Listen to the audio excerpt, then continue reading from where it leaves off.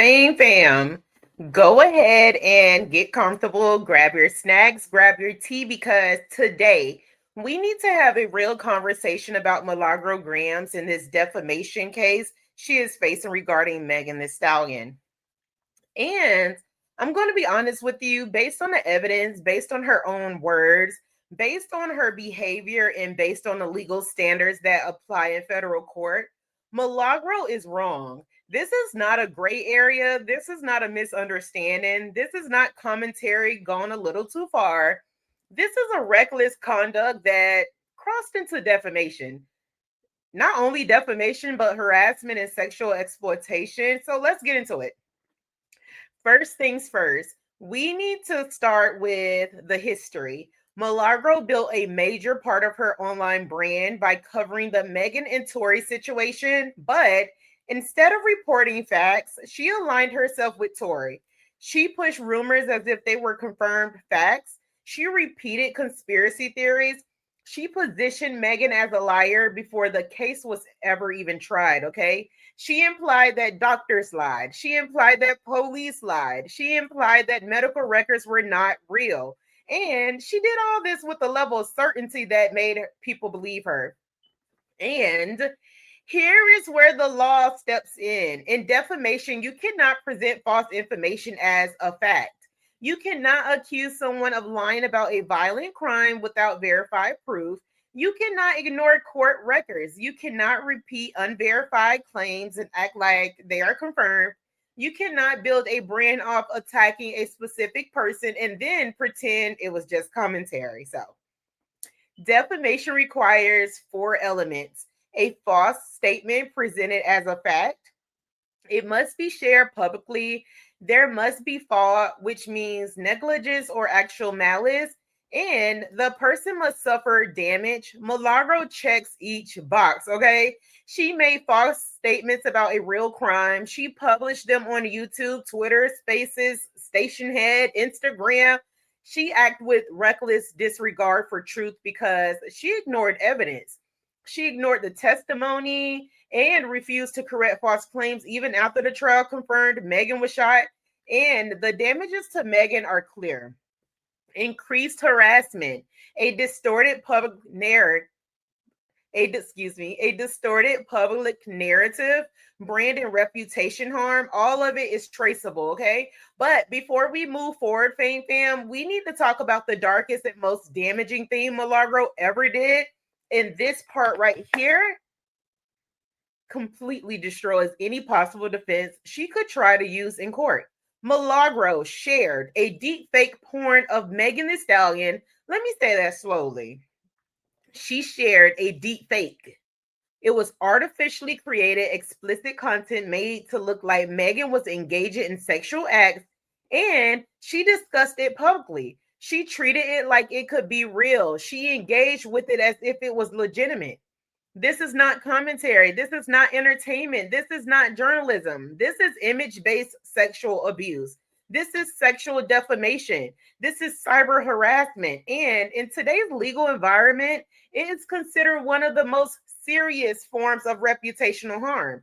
Judges do not play with this at all, okay? So, sharing deepfake sexual content of someone without their consent is a violation in multiple jurisdictions.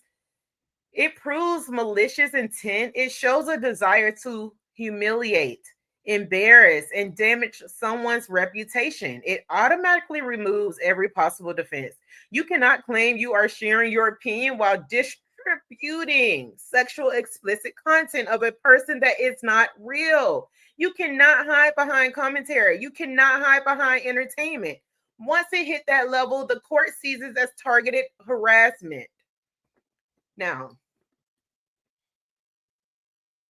let me be real with you. Even Tasha K never crossed that line. I mean, whatever you think about her, she never shared deep fake of anyone. Milagro did. And that alone can justify punitive damages, emotional distress damages, attorney fees, and permanent injunctions. Oh, she definitely needed an injunction. I'm sorry. She's scary. This is far worse than anything we saw in that Cardi B case. And Judges pay attention to patterns. They look at whether a person repeatedly targeted someone, whether they showed obsession, whether they ignored evidence, whether they continued to spread negativity even after they were corrected. Milagro spent years attacking Megan. She built a brand off it. She encouraged hate towards her. She publicly celebrated pushing a narrative that is a pattern of malice.